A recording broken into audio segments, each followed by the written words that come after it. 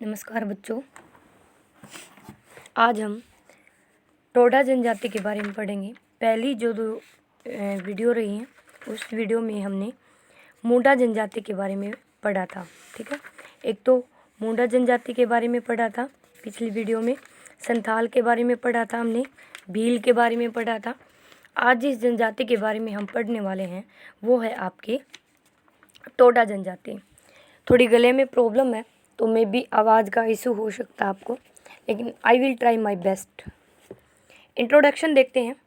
जो टोडा जनजाति है, टोडा शब्द तमिल भाषा का लिया हुआ शब्द है जिसका अर्थ होता है चरवाहा। चरवाहा क्या होता है आपको पता ही है, चराने वाला होता है। और जो टोडा जनजाति है वो साउथ में नीलगिरी पर्वतीय क्षेत्रों में पाई जाती है और जो इनका प्रमुख व्यवसाय है वो आपका पशुपालन है।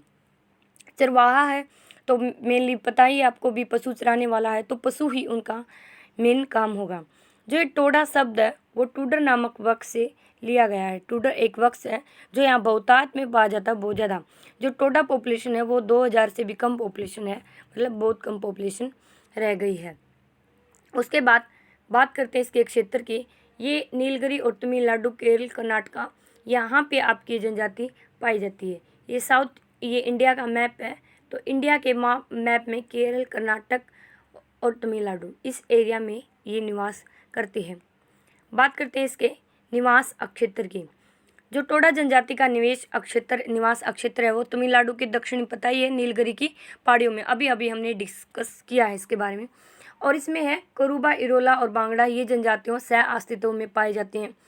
भाई ऊटी पता ही है, उटक मंडल के नाम से उसको जाना जाता है। साउथ में जो हिल एरिया है 1500 से 2000 मीटर, टूरिस्ट प्लेस भी है वो, उस एरिया में नादा क्षेत्र कहलाता है। भूमध्य रेखा के आसपास जो उबड़ खाबड़ क्षेत्र है, विच्छेदित प्रदेश है, उष्ण और आर्द्र जलवायु। उष्ण और आर्द्र क्यों है?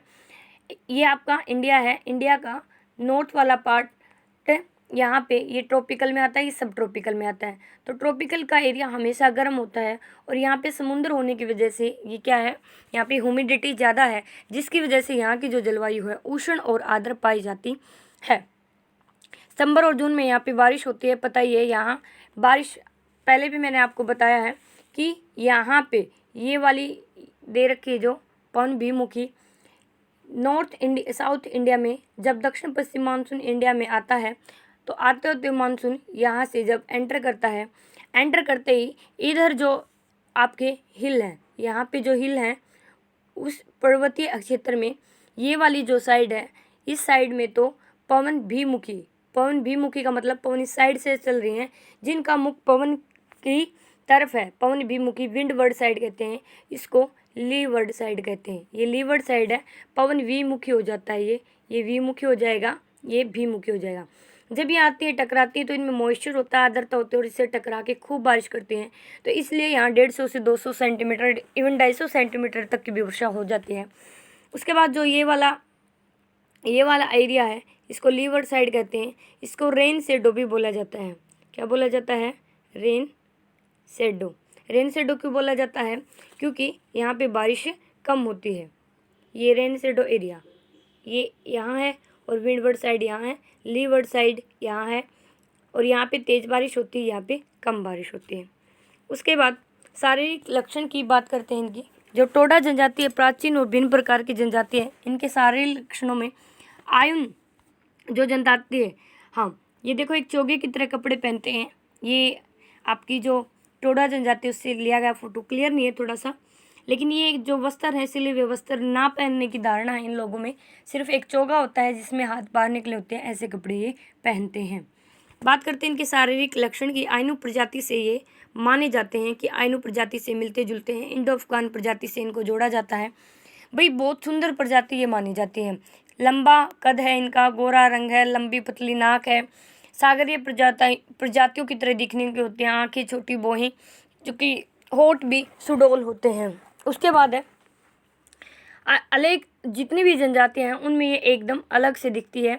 बात करते हैं व्यवसाय की, पहले भी बता चुकी हूँ। व्यवसाय में पता है कि ये जो जनजाति है सिर्फ और सिर्फ भैंस पालते हैं ये, और गाय होगी, बैल होगी, बकरी, भेड़, घोड़ा आदि इनमें नहीं पाला जाता।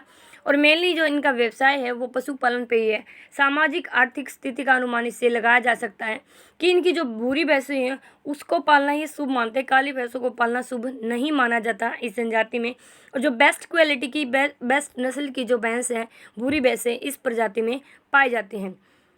जब टोडा जो चरवाहे होते हैं वो चारे की खोज में एक स्थान से दूसरे स्थान पर जाते रहते हैं। बात करते हैं इनके भोजन की। भोजन में कंद मूल, सब्जियां, फल और चावल इनका प्रिय भोजन है। अफीम मिली हुई चाय पीना भाई बड़ा पसंद करते हैं ये। अफीम मिली हुई चाय या कॉफ़ी पीते हैं। अब शराब का हमने हर जनजाति में देखा है कि शराब नियमित रूप से ये पीते हैं, ठीक है।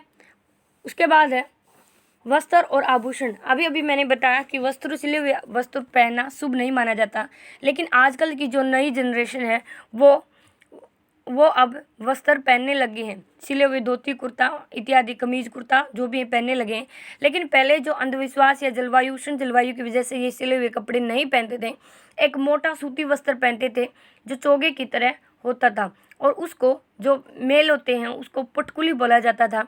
इस चोगे से दोनों हाथ, अभी अभी मैंने जो आपको फोटो में दिखाया था, स्त्रियां आपकी धोती और ब्लाउज पहनती थी। जो स्त्रियां हैं इस जनजाति में वो नथ पहनती हैं और चूड़ियाँ पहनती हैं, आभूषण पहनती हैं, कानों में पहनती हैं। मूंगा और गिल्ट के जो आभूषण है उनका यूज किया जाता है। घर और आदिवास की बात करते हैं।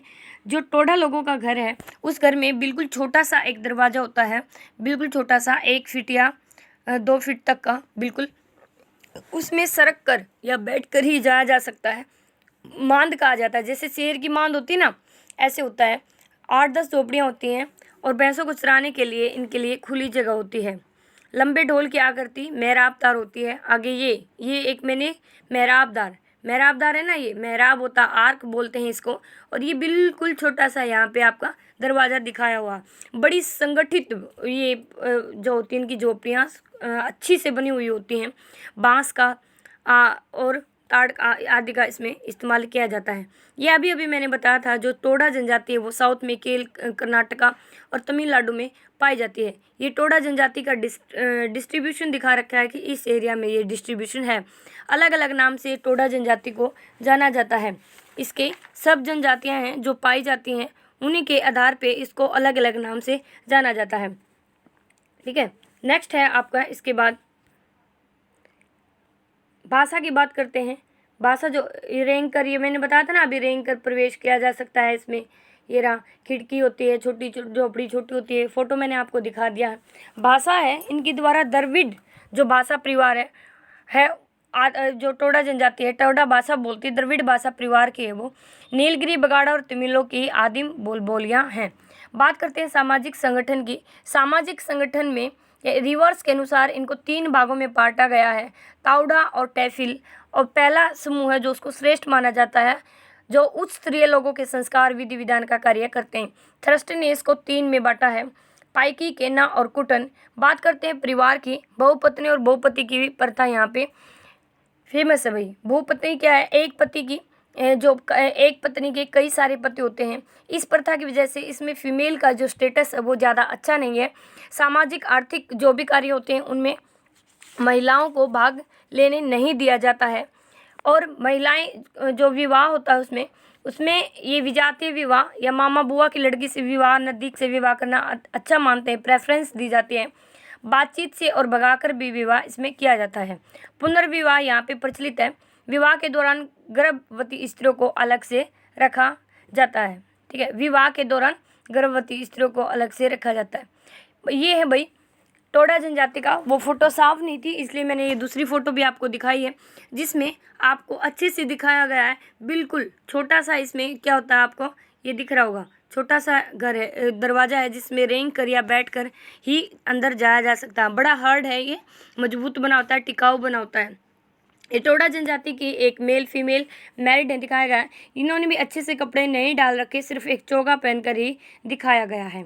स्त्री के स्थान की अभी अभी जब मैं बात कर रही थी मैंने बताया था कि जो स्टेटस ऑफ वीमेन है इसमें ज़्यादा अच्छा नहीं है। टोडा जनजाति में इसको सामाजिक, आर्थिक और राजनीतिक गतिविधियों में भाग नहीं दिया जाता।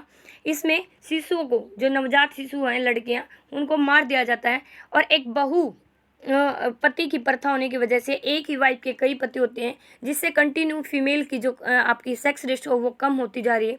बात करते हैं आदिम धर्म की, किस धर्म से ये माने जाते हैं। धर्म में जो मेनली इनके द्वारा फॉलो किया जाता है वो है टोन और भगवानों की ये पूजा किए जाते हैं। आदिम धर्म को मानते हैं टोटाइट, ठीक है, अजीब सा लगेगा आपको। टॉक्सी भगवान है इनका, और एप्पन देवियों की ये पूजा करते हैं। अब भाई एक सबरीमाला यहाँ पे वर्ड आ रहा है। ये सबरीमाला बहुत लंबे टाइम से न्यूज़ में रहा। जो ये सबरीमाला मंदिर है, इस मंदिर में फीमेल को एंट्री नहीं दी जाती थी। कहा जाता था कि फीमेल यहाँ एंट्री नहीं कर सकती, लेकिन केस चला और फीमेल इस पे जीत गई, और अब इस सबरीमाला में फीमेल की भी एंट्री कर दी जाती है। इसका मतलब क्या हुआ कि पुराने टाइम से ऐसा था कि यहाँ पे मेल जो फीमेल है उनकी एंट्री नहीं की जाती थी, लेकिन अब जो वीमेन है वो अपना अधिकार को जानने लगे हैं, अपने स्टेटस को पहचानने लगे हैं, तो अब इन्होंने इस अधिकार को पा लिया है। उसके बाद है प्रत्येक गांव में एक दुग्ध मंदिर होता है। दुग्ध मंदिर क्या है भी पता ही, पशुओं को पालते हैं तो पशुओं में ये दूध दही मक्खन जितना भी होता है वो उस मंदिर में पहुंचाया जाता है, और उस मंदिर का जो पुजारी होता है उसको पलोक बोला जाता है। ये जो पलोक होता है ये ब्रह्मचार्य का पालन इसको करना अनिवार्य होता है, और उस पूरे मंदिर की देखभाल इसके द्वारा की जाती है। मृत्यु के बाद दाह संस्कार किया जाता है और बाल काटे जाते हैं, और जो भी उसकी प्रिय वस्तु होती हैं उस प्रिय वस्तुओं को उसकी अर्थी में रखा जाता है, उसकी चिता में रखा जाता है। ऐसा माना जाता है कि आगे जब इस लोक में जाएगा तो व्यक्ति को भैंसें प्राप्त होंगी।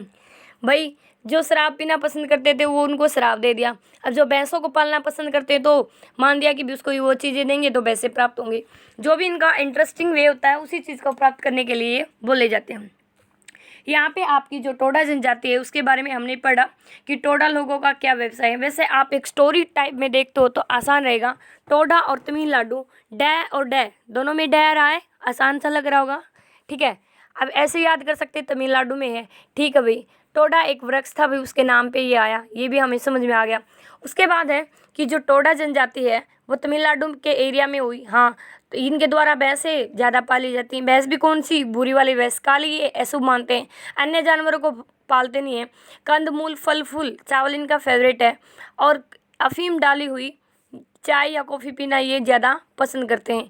कपड़ा एक चोगे की तरह पहनते हैं। सिले हुए वस्त्र अच्छे नहीं माने जाते, लेकिन मॉडर्नाइजेशन के कारण धीरे धीरे जो नवयुवक हैं वो धोती कुर्ता और कमीज़ डालने लगे हैं।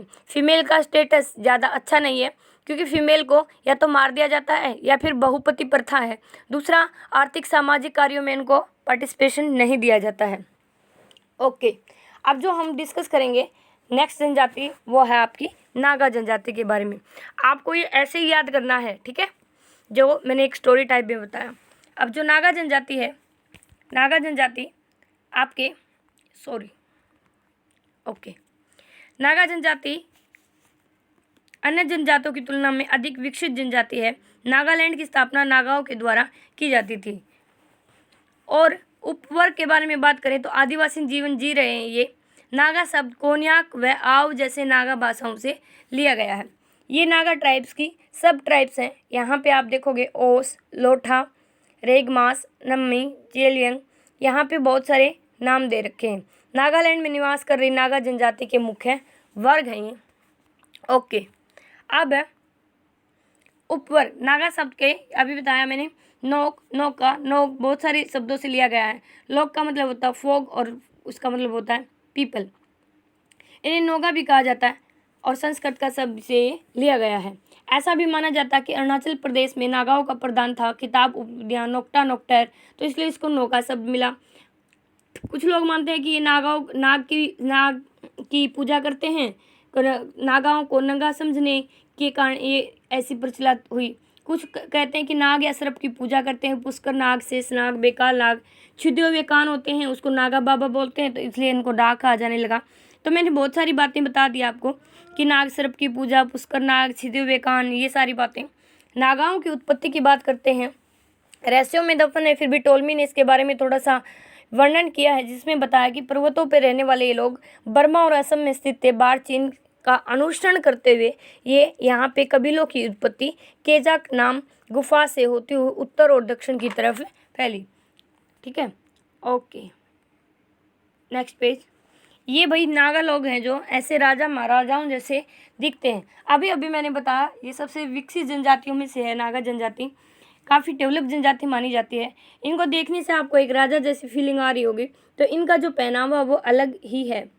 निवास क्षेत्र की बात करते हैं, मेनली नागालैंड में, और नागालैंड सेवन सिस्टर जहाँ पे हैं, नागालैंड, मिजोरम, मणिपुर, कोहिमा, ये जो भी एरिया हैं, गारो खासी जैसे इधर वाला पार्ट, मणिपुर, मिजोरम, इस एरिया में ये पाए जाते हैं। भौगोलिक दिशाएं कि आपको पता ही है, सेवन सिस्टर वाला एरिया ज्योग्राफिकल कंडीशन में हिली एरिया है, और हिली एरिया 2000 मीटर से ऊपर है। छोटी छोटी नदियां बहती हैं। मेनली जो नदी आपको पता है नॉर्थ ईस्ट में कौन सी नदी है भाई, ब्रह्मपुत्रा नदी है। ठीक है, ब्रह्मपुत्रा नदी यहाँ से बहती है। उसके बाद उष्णोदर जलवायु, उष्णोदर का मतलब हो गया न तो बिल्कुल उष्ण है, न ही बिल्कुल क्या है, शीत है। उष्णोदर उष्ण और आर्द्र है। यहाँ पे हैवी रेनफॉल होती है, मौसी नरम सबसे हैवी रेनफॉल वाला एरिया है। तो जो आपकी यहाँ पे रेनफॉल है वो भी ज़्यादा होती है। साउथ वेस्ट मानसून, दक्षिणी पश्चिमी जो मानसून है उनके द्वारा यहाँ पे बारिश होती रहती है। ओके, उसके बाद 1500 मीटर से 2500 मीटर की ऊंचाई पर ये पाए जाते हैं। नागाओं के उप प्रकार की बात करते हैं, कौन कौन से हैं। असम में, मणिपुर में, नागालैंड में याद नहीं होंगे लेकिन फिर भी कुछ पढ़ लेते हैं, आपको थोड़ा याद आ जाए। काबुई, डिब्रूगढ़ में सेमा, मणिपुर में ताकुल, पुईमेई, शहीद, माओ, कच्छ। नागालैंड में 16 उपजातियां हैं, आओ, आगामी, चाकीसंग, चांग, कोन्याक, फेम। कुछ एक दो जो आपको याद हो उसके वो याद कर लेने, सारे नहीं। बात करते हैं इसके शारीरिक लक्षण की। एक मिनट, शारीरिक फिजिकल जो ट्रेट्स है उसके बारे में बात करते हैं। फिजिकली दिखने में ये कैसे होते हैं, इंडो मंगोलियन लोगों की तरह होते हैं। अभी अभी आपने देखा चमड़े का रंग हल्के पीले से गहरा भूरा होता है, थोड़ा थोड़ा काला कहा जा सकता है। बाल भी घुंघराले होते हैं, गाल की हड्डियां थोड़ी उभरी हुई होती हैं। मध्यम आकार का नाक, चौड़ी से संकीर्ण नथुने, शरीर सुंगठित और हष्ट-पुष्ट, कद मध्यम से लंबा होता है। नाग लोग जो हैं उनका प्रमुख व्यवसाय कृषि, आखेट और कुटीर उद्योग, मछली पालन भी इनके द्वारा किया जाता है। कृषि, नागर जो लोग हैं उनके द्वारा कृषि की जाती है। स्थानांतरित कृषि होती है। स्थानांतरित कृषि के बारे में पहले स्थायी कृषि और स्थानांतरित कृषि क्या होती है अभी इसके बारे में बताते हैं कि ये कोई जमीन है। ओके, स्थायी कृषि तो यहीं पे बार बार करते रहते हैं, स्थायी है। अब ये कोई एक एरिया लिया, यहाँ पे कृषि की, कुछ देर बाद इसको छोड़ दिया, फिर दोबारा लिया, कुछ दिन बाद यहाँ किया, तो ये बार बार क्या करते हैं, ज़मीन को बदलते रहते हैं। उसको स्थानांतरित कृषि बोलते हैं। जूमिंग कल्टीवेशन इसको नाम दिया गया है। जूमिंग कृषि का प्रचलन नागा लोगों में है। अब इनके पास कोई फर्टिलाइजर नहीं होते, ये राख होती है, जब ये जला देते हैं उसको फर्टिलाइजर के उर्वरक के रूप में ये कार्य करते हैं। एक है कि 2-3 वर्ष कृषि के करके ये 9-10 तक प्रतिभूमि छोड़ते हैं। यहाँ पे 2 से लेके 3 साल इन्होंने कृषि की, उसके बाद इसको खाली छोड़ दिया। फिर यहाँ पे कृषि की 2 से 3 साल, फिर इसको छोड़ दिया।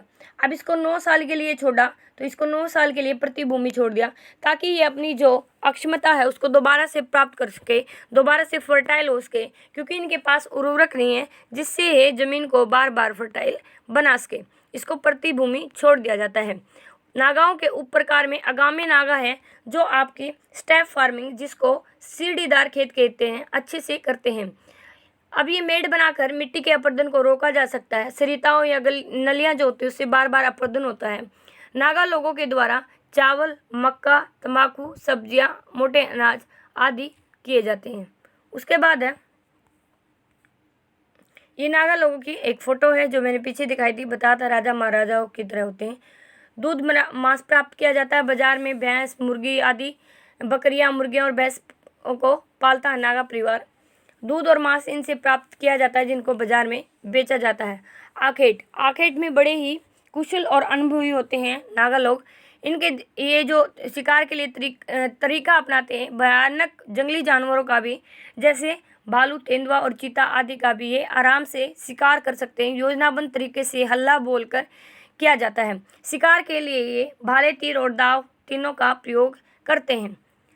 हाशिया या चौड़ी तलवार होती है, लोहे की मोटी, उसकी मुठ पकड़ने के लिए मुठ का दस्ता लगा होता है, जहाँ पे जंगलों को साफ किया जाता है। नागा लोग जहर लगे तीरों से जंगली शिकार करते हैं, ताकि जानवर को लगते वो मर जाता है। इनके 2 रूल हैं भाई शिकार करने के लिए। पहला रूल तो ये है कि मान लिया ये आपका खेत है और ये दूसरा है, मतलब दूसरे का एरिया है, और आप यहाँ पे शिकार करते यहाँ पे आपका शिकार जा पड़ा, तो जब आप यहाँ शिकार करते हो तो आधा शिकार आपको इनको देना होता है और आधा शिकार आप खुद लेके जा सकते हैं। एक रूल तो ये है। दूसरा ये कि जब ये कल्टीवेशन करते हैं तो कोई शिकार नहीं किया जाता। कुटीर उद्योगों में इनके द्वारा सूत का काम हो गया भाई, सूत काटने का काम हो गया, कपड़ा बुनने का काम हो गया, बर्तन चटाई बनाने का काम हो गया, टोकरियाँ बनाने का काम हो गया, लोहार का काम हो गया। इन लोगों के द्वारा ये छोटे छोटे कार्य किए जाते हैं। ये है भाई ट्राइब्स जो पाई जाती है, अलग अलग जनजाति नाम से दिए हुए हैं, आप इसको देख लेना। उसके बाद जुलाहा, तेकुल, ये छोटे वर्ग हैं जहाँ पे दिया गया है। बात करते हैं वस्त्र की। वैसे हमने इनके वस्त्र देखा है, सूती वस्त्र, और शीत ऋतु में ऊनी वस्त्र पहनते हैं। थोड़े ही वस्त्र पहनते हैं क्योंकि नागा जो नाम पड़ा है वो साधु, जो नागा साधु होते हैं वो कपड़े नहीं पहनते, इसलिए भी पड़ा। कमर से नीचे ही थोड़े बहुत कपड़े इनके द्वारा पहने जाते हैं। सींग और पक्षियों से बने पंखों के लिए ताज वगैरह या शेर, चीता के धनुष, बाण आदि विरोचित चित्र इनके द्वारा गुदवाए जाते हैं। युद्ध नृत्य के दौरान नागाओं द्वारा पहचानी जाने वाली ऊंची व आकर्षक पगड़ी जालदार पहनी जाती है। बड़ा ही कठोर इनको माना जाता है, लड़ाई में सिर तक काट देते हैं ये लोग, ठीक है। घर और अंधविश्वास। पहाड़ी कटकों में रहते हैं, वृक्षों को साफ करते हैं। मुखिया जो होता है मध्य मुखिया गांव का, वस्त्रों, हिंसक जंगली जानवर चारों ओर से खाई खोदी जाती है। क्या किया जाता है कि मान लिया यहाँ पे आपका ये कोई एरिया है, तो इस एरिया में यहाँ आप रहते हैं और ये चारों तरफ आपके खाई खोद दी जाती है ताकि बाहर से आके कोई आक्रमण न कर सके। ज़्यादातर घर क्या है, छप्परों सेतेरों पे टिके हुए होते हैं। सामाजिक संगठन की बात करते हैं इनके द्वारा। संयुक्त जॉइंट फैमिली सिस्टम है। यहाँ पे आखेट केवल पुरुष करते हैं जबकि खेती का काम स्त्री और पुरुष दोनों मिलके करते हैं। स्त्री का स्थान, नागा समाज में स्त्री का स्थान पुरुष की तुलना में निम्न है। खेती और पशुपालन तक उसको रखा जाता है। जो मुखिया होता है उसको गाँव बूढ़ा बोला जाता है। क्या बोला जाता है? नागा लोगों का जो मुखिया होता है उसको गाँव बूढ़ा बोला जाता है। पैतृक और वंशानुगत होते हैं ये इनका, लेकिन बहादुर हैं बहुत ज़्यादा। दोभाषी कहा जाता है इनको। जो इनका जनजातीय न्यायाधीश होता है। बहादुर क्यों बोला जाता है? मैंने अभी भी बताया, सिर तक काट देने की ये हिम्मत रखते हैं, बिल्कुल से। उसके बाद है विवाह। विवाह क्या है? 2 प्रथाओं में होते हैं। पहली प्रथा में तो उत्सव सहित होता है। इसमें वर वधू को वर जो पक्ष होता है वधू पक्ष को क्या देता है? उपहार या दहेज। दूसरा होता है संभ्रांत। नागा परिवारों में ये प्रचलित है। दूसरा, एक युवक अपनी युवती को क्या मान लेता है? किसी भी युवती को अपनी वाइफ मान लिया, या किसी युवती ने युवक को अपना हस्बैंड मान लिया, कुछ टाइम के लिए बाहर चले जाते हैं। एक तो ऐसा होता है कि उनको प्रताड़ित किया जाता है, वो घर जाते हैं और वो प्रताड़ना सहन करने के बाद उनकी शादी करवा दी जाती है। दूसरा ऐसा होता है कि कुछ टाइम के लिए वो जंगल चले जाते हैं और आके परिवार वाले उनकी शादी करवा देते हैं। ऐसा कुछ इसमें किया जाता है। धर्म और विश्वास ये है कि नागा लोग ना तो भाई मूर्ति पूजा करते हैं, ना ही ये प्रकृति की पूजा करते हैं, ठीक है। ना इनके द्वारा, एक मिनट, ना तो इनके द्वारा क्या की जाती है? प्रकृति की पूजा। ना ही इनके द्वारा की जाती है मूर्ति पूजा। चंद्रमा और सूर्य से मिलने वाली आत्माओं के जो आत्माएं होती हैं उनकी ये मानते हैं कि बुरी आत्माओं के कारण बाढ़ आ गया, भूकंप आ गया भाई, या फिर दुर्भिक्षकार हो गया पशुओं का आदि। और ये लोग बलि में विश्वास रखते हैं, बहुत सारी बलि देते हैं, बलि दी जाती है इनके द्वारा। ओके, एक मिनट। संघर्षों से ओतप्रोत जीवन इनका माना जाता है। भयभीत न होने के कारण नर मुंड सिर काटने की पहले ही बता दी मैंने। शत्रुदलों से बदले की भावना ज़्यादा होती है इसमें। स्वभाव गीत संगीत और नृत्य प्रेमी हैं, विश्वास रखते हैं, ठीक है भाई। ये आज हमारा 2 जो ट्राइब्स हैं, एक तो नागा ट्राइब्स, एक टोडा ट्राइब्स के बारे में हमने कंप्लीट कर लिया। आपको ये आज अच्छे से पढ़नी है और अच्छे से याद भी करनी है, नोट्स बनाने हैं जहाँ तक हो सके आपको। फिर भी अगर कोई आपको प्रॉब्लम आती है, आवाज़ में कुछ प्रॉब्लम है या फिर दिखने में कुछ प्रॉब्लम है, आप मुझे बता सकते हो कमेंट सेक्शन में। लाइक डिसलाइक कर सकते हो कि कुछ कमी है तो आपको बताना है कि इसमें क्या कमी रहेगी, क्या हम सुधार कर सकते हैं। जब तक आपके कमेंट मुझे नहीं मिलेंगे वो इम्प्रूवमेंट मैं नहीं कर सकती। मुझे लगता है मैं ठीक कर रही हूँ और आपको लगता है कि इसमें ये इम्प्रूवमेंट होना चाहिए तो वो ज़रूर करेंगे। आपको कमेंट सेक्शन में बताना है कि क्या इम्प्रूवमेंट की इसमें ज़रूरत है, या पर्सनल जो मेरा आपका ज्योग्राफी का चैनल है उस पर भी आप मुझे बता सकते हो। थोड़ी आवाज़ में भी आज प्रॉब्लम आ रही होगी क्योंकि गला ख़राब है, otherwise I will my try best. ठीक है, थैंक यू वेरी मच, धन्यवाद, जय हिंद, जय भारत।